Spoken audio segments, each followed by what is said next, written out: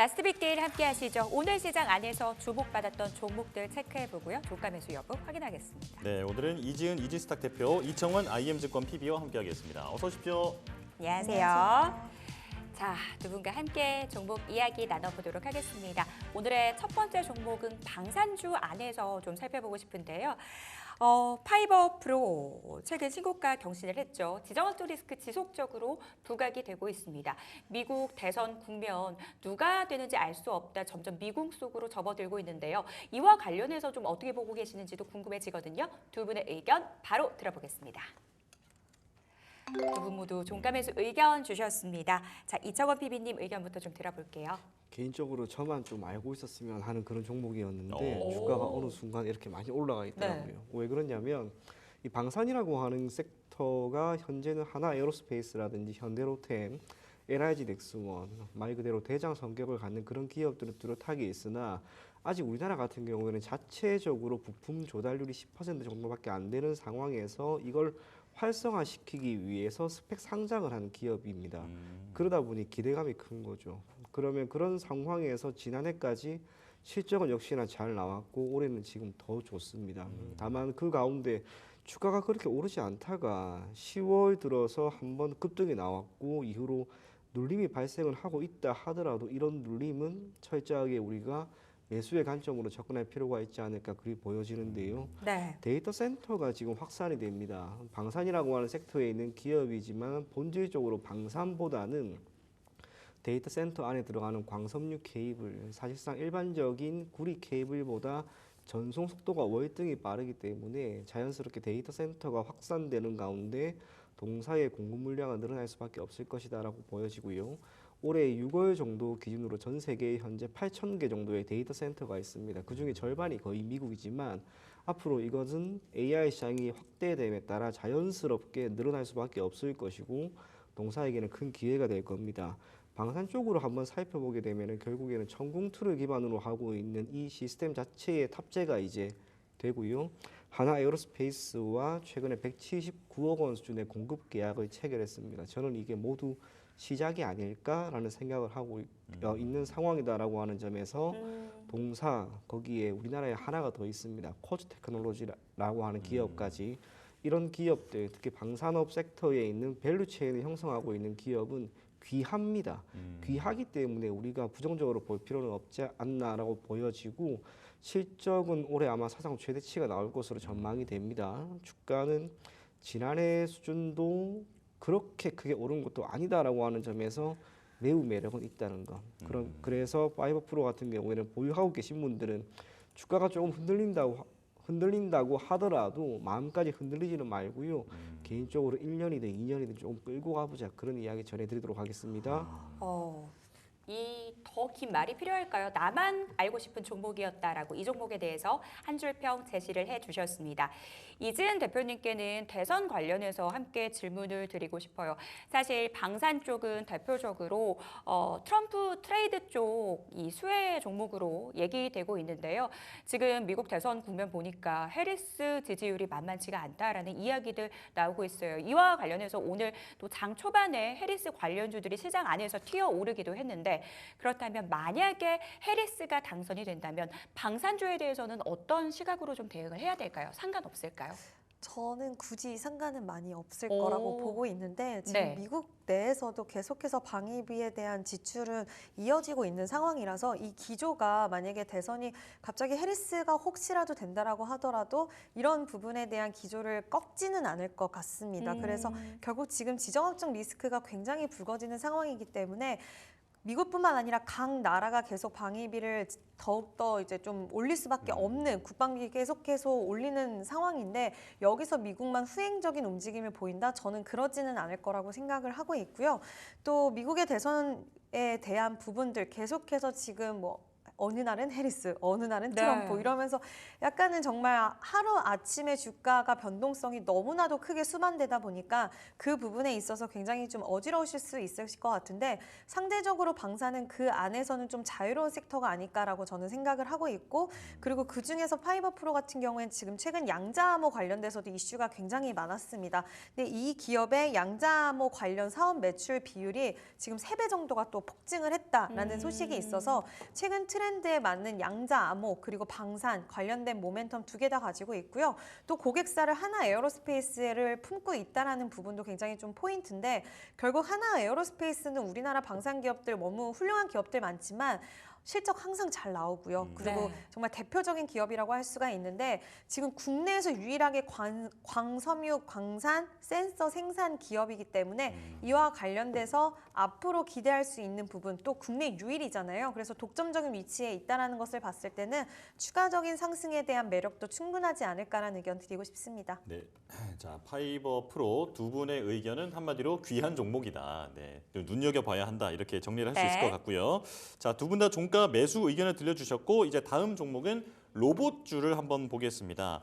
로보 지금 개별 이슈에 좀 이제 단기로 반응을 하는 게 지금 요즘에 로봇주 흐름인데 이 로보 역시 조금 AMD와의 협력 소식에 이제 급등했다가 오늘도 좀 많이 밀리고 있거든요. 자, 이 종목 지금 담아봐도 될지 두 분의 의견 들어보겠습니다.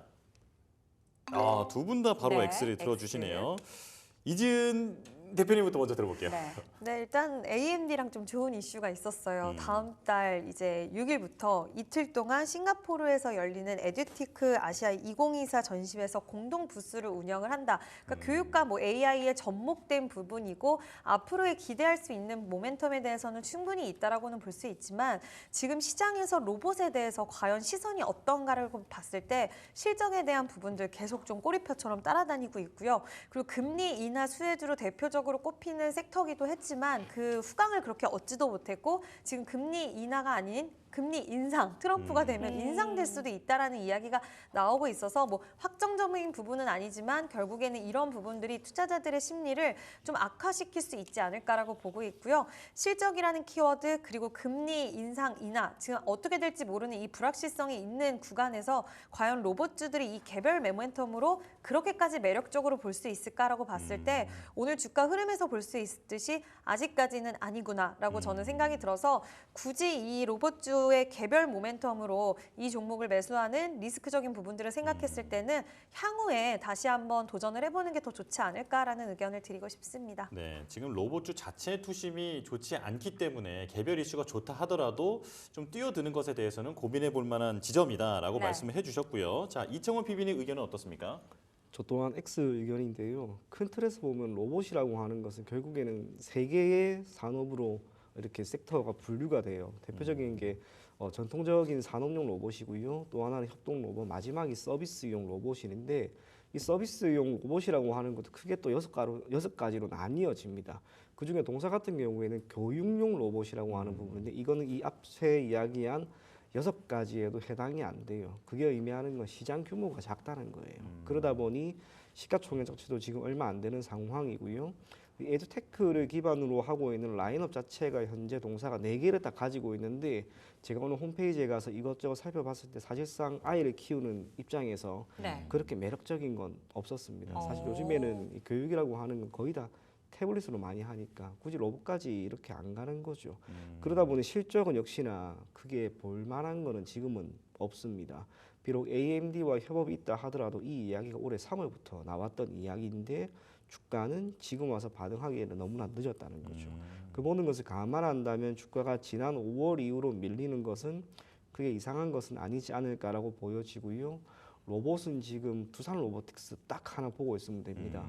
두산 로보틱스가 실적이 나오면 우선 턴을 하겠지만 그게 아니면 로봇주 한번 크게 휘청거릴 수 있을 만한 그런 시점입니다. 그래서 로봇주는 넓게 보면은 로봇 섹터 전체 그리고 동사 또한 지금은 조금 관망하자 그런 이야기 전해드리도록 하겠습니다.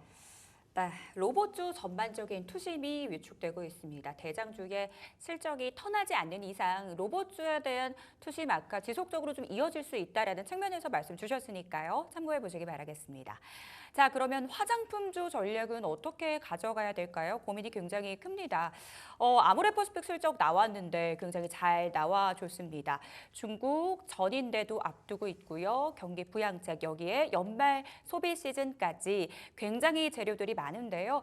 움직이는 종목만 움직이고 또 오늘 장 초반 올랐던 종목들도 상승폭이 둔화되는 모습 포착되기도 했습니다. 과연 어떻게 바라봐야 될지 고민이 되는데 삐아에 대한 의견 들어보도록 하겠습니다. 두 분의 의견 들어볼게요. 엇갈렸습니다. 자, 이정원 PB님 의견부터 좀 들어볼게요. 동사가 사업을 영위하는데 그 매출 구조를 한번 보게 되면 네. 색조 화장품입니다.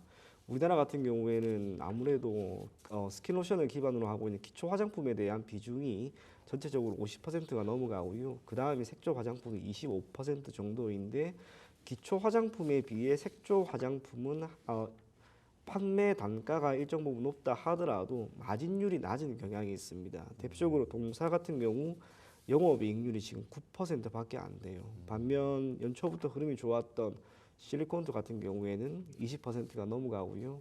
그 외에 다수 주가가 많이 올랐던 기업들도 10%는 거의 다 넘어갑니다. 결국 동사의 입장에서는 앞으로 매출액이 크게 늘어난다 하더라도 판관비를 기반으로 하고 있는 비용의 측면에서의 절감이 없으면 영업이익률은 훼손될 가능성이 있다고 하는 것이고, 비록 여전히 화장품 섹터에 속한 많은 기업들이 보이고 있는 해외 시장에서의 매출 견고하다 하더라도 네. 주가 또한 지금 한 차례 꺾였다라고 하는 것을 우리가 우선은 인지를 해야 됩니다. 아모레퍼시픽 같은 경우에는 조금은 별개죠. 계속해서 지목되었던 중국 시장 여기에서 우선은 비용이 크게 감소된 점이 비록 득이라 하더라도 그것과 기타 기업들이 현재 바라보고 있는 지역, 예를 들면 북미라든지 일본, 이거는 분명히 다르다라고 생각을 합니다. 그 모든 것을 감안한다면 삐아는 지난 6월 이후로 주가가 밀리는 것은 결국에는 영업이익률 자체의 훼손이라고 하는 측면을 우리가 고려할 수밖에 없다라고 보여지고요. 화장품이 오늘 만약에 고개를 빳빳하게 딱 들고 윗꼬리를 크게 달지 않았더라면 네. 연말까지 와 괜찮을 수 있겠다. 이유가 오늘 11월 첫 거래일이기 때문에. 하지만 또 그게 아니죠. 지금 또 쭉 밀립니다. 그래서 일시적으로 오늘은 매도를 할 만한 시점이었다라고 생각이 되기에 삐아는 X 의견 드리도록 하겠습니다. 삐아에 대한 화장품주 전반에 대한 이야기까지 함께 들어봤습니다. 이지은 대표님 O 주셨거든요. 의견 들어볼게요. 네, 일단은 지금 주가 흐름 자체는 약간 음봉으로 전환된 종목들도 많기는 하지만 네. 저는 이번에 수출 데이터에서 화장품이 여전히 견고하다는 부분을 확인할 수 있었지 않나라고 보고 있고요. 스킨케어와 색조 여전히 너무나 견고했고 특히 색조 같은 경우에는 정말 최고치를 경신할 정도였는데 이 삐아 같은 경우에는 색조 화장품의 워낙 강자입니다. 지금 이 브랜드가 나온 지가 정말 오래됐거든요. 제가 학창 시절 때부터 나왔던 브랜드인데 네. 립 쪽 제품 그리고 아이 제품이 워낙 유명한 제품이고 지금 일본 시장을 계속해서 공략을 하는 거와 동시에 또 올해부터는 미국에서 총판 계약에 대한 이슈가 있었는데 그동안 아마존을 통해서 이제 그동안 오프라인에 대한 부분들은 좀 전무했는데 이번에 현지 총판 계약을 통해서 얼타라던가 코스트코 이런 쪽에 입점도 진행한다라는 그런 모멘텀이 좀 같이 있다라고 생각해 주시면 될 것 같습니다. 이번에 아모레퍼시픽 실적에서도 이제 해석이 좀 분분한 것 같아요. 결국에는 이번 실적이 결국에는 뭐 북미 쪽 코스알엑스 이제 자회사 코스알엑스가 살짝 부진했던 부분을 실망스럽게 보는 관점도 있었고 결국 이번 실적에서는 중국 쪽의 적자를 축소했다는 게 포인트인데 그거를 좋게 해석한 쪽과 그래도 어쨌든 적자 아니냐 이렇게 해석하는 쪽도 있었던 것 같은데 저는 개인적으로 장기적으로는 이제는 좀 괜찮지 않을까라고 저는 생각을 하고 있고 물론 중국에 대한 적자는 4분기 때까지 계속될 거고 이제 제시한 가이던스는 조금 더 축소하겠다라고 얘기를 했습니다.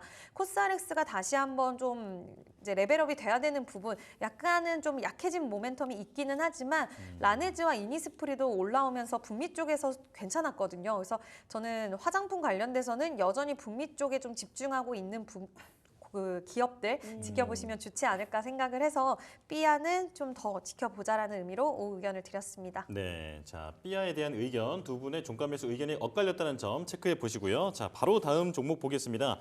유한양행입니다. 지금 FDA 승인 이후에 지금 계속해서 주가가 이제 신바람을 내다가 최근에는 많이 밀리고 있습니다. 이 유한양행 지금 담아도 되는 건지 궁금한데요. 자 두 분의 종가 매수 의견 들어보겠습니다.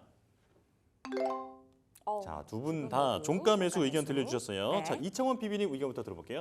유한양행을 X 의견 주는 사람 많이 없을 것 같습니다. 음. 주가가 조금 밀리죠. 지금 제약바이오가 전반적으로 밀리는 양상을 보이고 있다 하더라도 지금까지 주가가 올라감에 있어서 조정 없이 올라간 적은 단 한 번도 없습니다. 그 안에 있는 이 랭라자 결국 판매가 이루어짐에 따라 현재 기준으로 기술 이전료는 6천만 달러로 우선 수령했고요. 거기에 어제 밸류업 프로그램을 발표를 했는데 특별한 건 사실상 없습니다. 자사주는 1%에 속아 2027년까지 매출액은 10% 이상 성장, ROE는 8% 이상, 거기에 주주 환원율은 30%. 다만 한 가지 우리가 인지할 것은 점점 밸류업 프로그램에 참여하는 기업들이 많아진다는 것이고요. 이에 따른 기업 가치와 시장의 평가는 시간을 두고 나타나지 않을까 그리 보여집니다. 오늘 주가가 밀리는 건 시장의 영향도 분명히 있다라고 봅니다. 다만 시장은 지금 불확실성이 있을 수밖에 없는 상황이죠. 미대선이 지금 얼마 안 남았는데 네. 어떻게 될지 모르기 때문에 이번 주는 전체적으로 시장이 조금 밀리고 다음 주 한 초까지는 시장의 변동이 나오겠지만 여전히 제약 바이오는 모멘텀이 그리고 주가 흐름이 죽었다는 생각은 저는 개인적으로 1도 안 하고 있습니다. 예전에도 한 차례 이야기 드렸지만 연말까지 주인공은 역시나 제약 바이오가 될 가능성이 높다는 것. 특히 반도체가 삼성전자가 지금 반등이 조금 나오고 있다 하더라도 힘이 미미하죠. 시장에 제한된 자금이 반도체로 가지 않는다면 2차 전지로 가거나 자동차로 가야 되는데 다 지금 안 좋습니다. 제약 바이오가 지금은 답이 될 수밖에 없는 그런 상황이다라고 보인다는 점에서 지금 보이는 이런 조정은 우리가 기회로 삼아야 됩니다. 그래서 유한양행 동그라미 의견 드리도록 하겠습니다. 네, 연말까지 주인공은 제약 바이오 섹터가 될 텐데 그 중심에 있는 유한양행 종가 매수 해봐도 괜찮겠다 말씀을 해주셨고요. 자, 이지은 대표님 의견도 들어볼게요. 네, 일단 오늘 바이오가 좀 조정이 깊게 나와서 네. 우려하시는 분들이 많이 계실 수도 있으실 것 같아요. 근데 결국에는 뭐 정치적인 불확실성, 특히 트럼프가 당선이 된다면 금리 인상에 대한 이야기 또 나올 수 있잖아요. 근데 보통 우리가 바이오는 증설도 해야 되고 이제 그런 일정들이 남아있는 기업들이 많은데 여기서 금리 기조가 바뀐다라고 한다면 다시 브레이크가 걸릴 수도 있지 않을까라는 그런 우려가 있는 것 같고 오늘 셀트리온과 그래도 SK 바이오 삼성 바이오로직스 같은 경우에는 그나마 조금 지켜줬어요. 그 이유는 이제 약간 인하에 대한 바이오시밀러 시장에 대해서는 여전히 좀 그래도 앞으로 기대할 수 있는 부분이 미국 대선 관련돼서 좀 자유로울 수 있지 않을까라는 부분들이 좀 담겨 있는 게 아닌가라는 생각이 들고요. 지금 연말이 다가오다 보니까 또 양도세에 대한 부담감도 어느 정도는 있지 않을까라고 생각이 들어서 그동안 계속 고공행진을 했기 때문에 차익 실현이라든지 그리고 양도세 부담을 좀 회피하고자 하는 그런 부분들도 있지 않을까라는 생각을 하고 있는데 네. 결국에는 정치적인 부분들 이제 대선이 정말 얼마 남지 않았기 때문에 이 일정을 소화하고 나서는 지금 예전과 바이오는 완전 달라졌다라고 생각을 합니다. 예전 같은 경우에는 우리가 단순 기대감이었지만 이제는 실적이라는 그 모멘텀도 같이 달고 있고 또 학회 일정이 11월 달도 있고 1월 달에도 있기 때문에 이와 관련돼서 다시 수급이 돌아올 수 있다라는 거 참고해 주시면 좋을 것 같고요. 한 가지 고민했던 건 네. 추세적으로 살짝 봤을 때 지금 저점을 지속 내리고 있어요. 예. 그래서 지금 60일선 기점으로 해서 추가적인 하락이 하방이 살짝 더 열려 있기 때문에 추가적인 하락에 대한 부분들 12만 8천 원까지의 하방은 좀 열려 있어서 여기까지 밀렸다가 반등이 나올 수 있는 가능성 염두해 주신다라고 한다면 신규 접근하시는 분들은 이러한 기술적인 부분들도 좀 보시면서 약간은 보수적인 관망과 함께 대응을 하셔야 될 것 같고요. 보유하신 분들은 나는 차익 실현 좀 하고 싶다 하시면 일부는 전 차익 실현 해 놓는 것도 나쁘진 않다라고 말씀드릴 수 있을 것 같습니다. 예. 네, 알겠습니다. 바이오주 전반에 대한 시각까지 함께 전해주셨어요.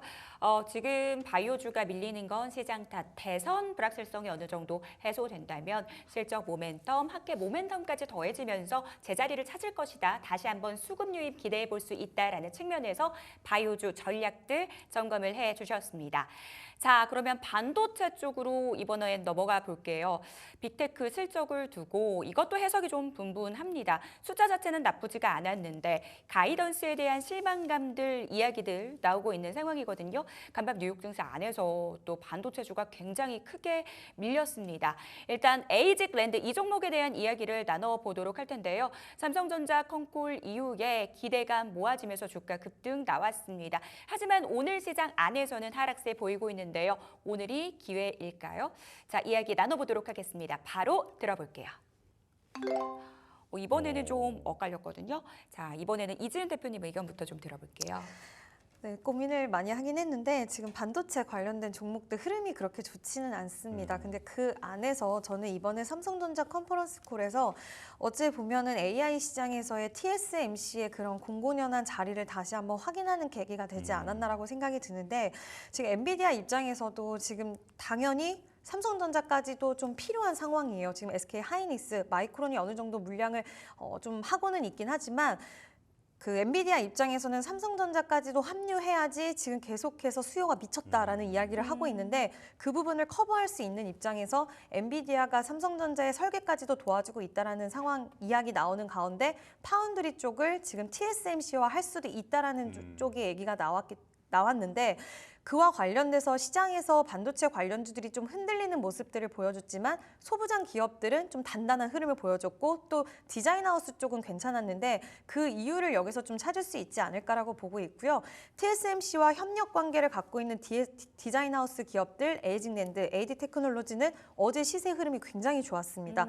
그리고 소부장 기업들이 좋았던 이유는 HBM 다음 세대 HBM4 때 공정을 좀 변화를 시킬 수 있다. 그러면 결국에 지금 같이 하고 있는 회사에서 변화가 있을 수 있다 보니까 오히려 이쪽 공정을 변화하는데 이 회사가 들어갈 수 있지 않을까? 수율을 높이는데 이 기업이 채택되지 않을까? 이런 기대감적인 측면들도 저는 있었다라고 보고 있는데 그와 관련돼서 지금 삼성전자와 SK는 빅테크 실적들 안 좋게 나오고 가이던스 좀 보수적으로 제시를 하면서 눌리고 있는 상황에서 앞으로의 공정 변화라든지 그리고 TSMC의 자리로 봤을 때 이와 관련된 종목들은 좀 움직임이 긍정적으로 나오지 않았나라고 생각을 하고 있고요. 물론 오늘은 좀 전반적으로 흐름이 좋진 않긴 하지만 그래도 TSMC 관련된 AD테크놀로지와 에이징랜드는 오늘은 좀 쉬어가는 구간이 아닐까라고 보고 있어서 단기적으로는 긍정적인 전망을 말씀을 드리고 싶습니다. 단기적으로 긍정적인 전망이라는 것, 이 종목 좀 단기 트레이딩 관점에서 접근을 하라는 말씀으로 이해해봐도 될까요? 네, 그렇게 말씀을 드리는 이유는 이게 빅테크 관련돼서 지금 가이던스 보수적으로 이야기를 했는데 네. 미 대선까지 있다 보니까 이 일정을 소화하고 누구가 당선이 되고 이런 부분에서 지금은 약간 일시적인 조정인데 그 조정에 대한 기간이 상대적으로 살짝 길어질 수도 있기 때문에 우리나라 시장 자체는 지금 수급의 힘이 굉장히 약하고 이 동력 자체가 아무리 괜찮다라고 해도 수혜를 받는다고 해서 꺾일 수도 있다라고 생각을 하거든요. 그래서 그런 부분들을 감안을 했을 때 지금 워낙 불확실성한 부분들이 존재를 하기 때문에 단기적인 관점으로 일단은 치고 빠지는 전략이 유효하지 않을까라는 의견을 드리고 싶습니다.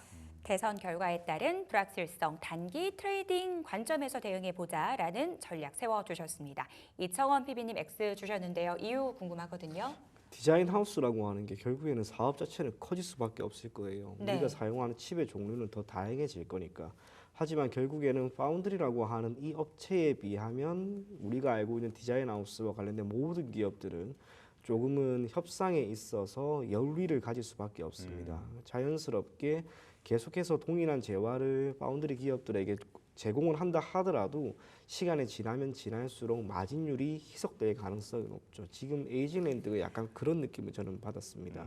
매출액이 늘어나는데 영업이익은 이제 적자로 전환이 되었습니다.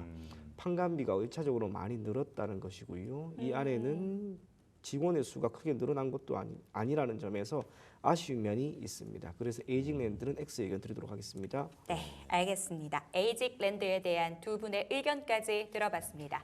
저희는 마감 시보 듣고 돌아오겠습니다.